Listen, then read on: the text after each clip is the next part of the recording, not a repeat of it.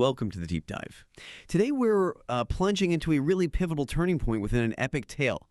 We're drawing from the Kishkindha Kanda, that's the fourth book of the Ramayana, and we're specifically focusing on a critical alliance and, well, some pretty profound moral complexities that come with it.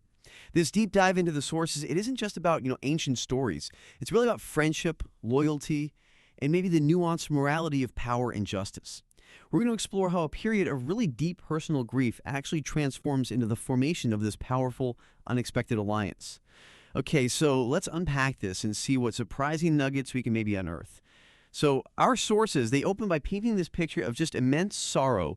You have Rama and Lakshmana reeling from Sita's abduction, wandering through the southern forests, kind of aimlessly at first. But it's not just aimless despair for long, and the materials show it slowly solidifying, right, into this fierce determination to find her. Their journey eventually leads them to Rishimoka Mountain, and this is where it gets really interesting. Because here they encounter a figure who's going to fundamentally alter their path. Yeah, and what's immediately striking there is the apprehension. Sugriva, the exiled monkey king, he sees these two powerful princely figures approaching, and his first thought is they're agents of his brother, his enemy Vili. So he doesn't confront them directly. Instead, he sends his most intelligent and trusted minister, Hanuman, to investigate. Which kind of begs the question, doesn't it? What does it tell us about Sugriva's state of mind that he sends an emissary and one in disguise? Why not face them himself? That's a great point.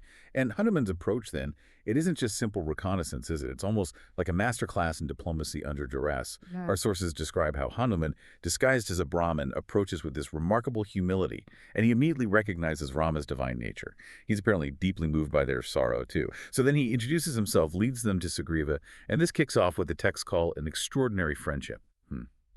This initial meeting really sets the tone, but what does it reveal, maybe, about the power of shared vulnerability? Well, it's fascinating because the shared crucible, loss and displacement, it's not just a common bond. It really speaks to how even divine figures like Rama find strength, not just in solitude, but in recognizing shared vulnerability, even, with non-human beings in this case. It sort of prompts us to consider those often overlooked power dynamics when the mighty are humbled.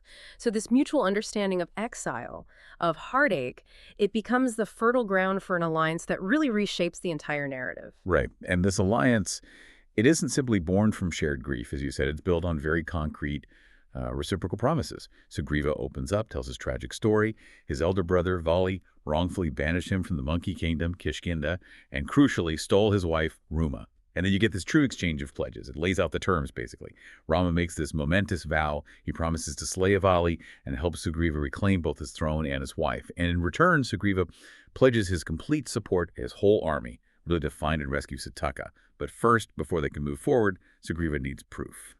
Undeniable proof of Rama's power. Yeah, and this demand for proof is absolutely pivotal. Rama performs a series of, frankly, incredible heroic feats. They're designed to completely quell Sugriva's doubts. He effortlessly shoots an arrow through 7 massive sal trees, these incredibly dense, strong trees, Right. with just one shot. Imagine the sheer force. And then he kicks this huge skeleton a great distance with just his foot.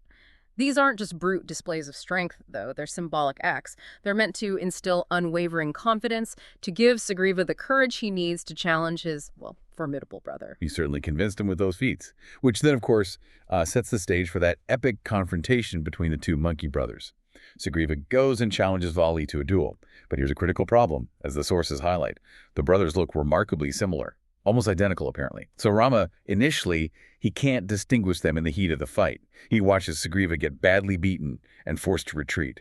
And this brings us to a really key point about, the fog of war, the chaos of battle, and just the simple necessity of identification.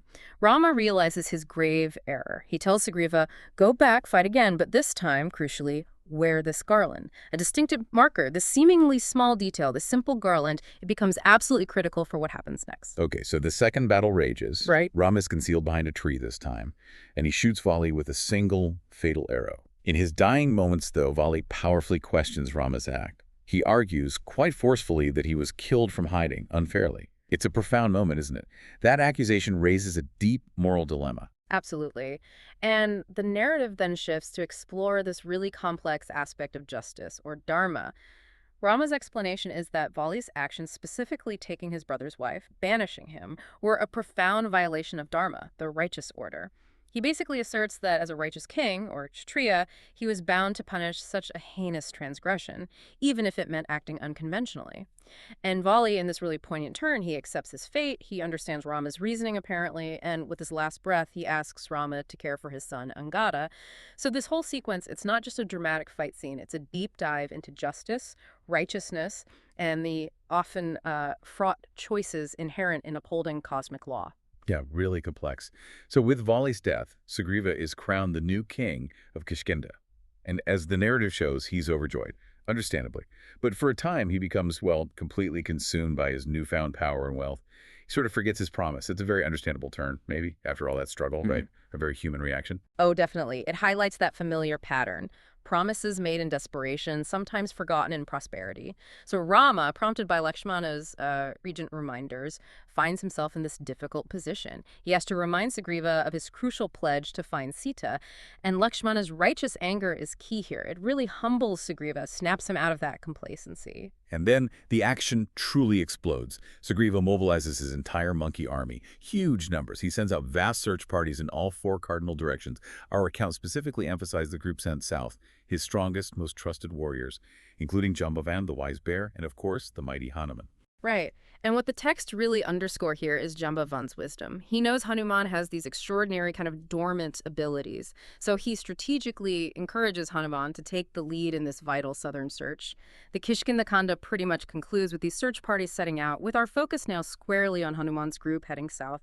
This incredible transformation, from Rama's solitary grief to this vast, organized, collective effort, all powered by this hard-won alliance that truly marks the turning point the sources describe. It's just a powerful testament to themes like loyalty and, importantly, the fulfillment of one's word. So wrapping this up, what does this all mean for us looking back? We've traced how Rama's deep personal sorrow kind of blossoms into this powerful collective mission. All thanks to an alliance forged in shared adversity, sealed with these mighty promises. We looked at the surprising friendship with Sugriva, the dramatic display of Rama's strength, and those really nuanced moral complexities around Vali's death. Yeah, and I think this deep dive really shows us how trust, loyalty, and that unwavering commitment to your word, how they become the very bedrock for monumental undertakings. It also reminds us that even heroes, well, they navigate moral ambiguities. The path to justice isn't always clear-cut. It's often fraught with incredibly difficult choices and sometimes unintended consequences. So maybe the final thought for you, our listeners, is what does this deep dive suggest about the nature of alliances forged in adversity? Or maybe that fine line between personal justice and the broader universal concept of dharma.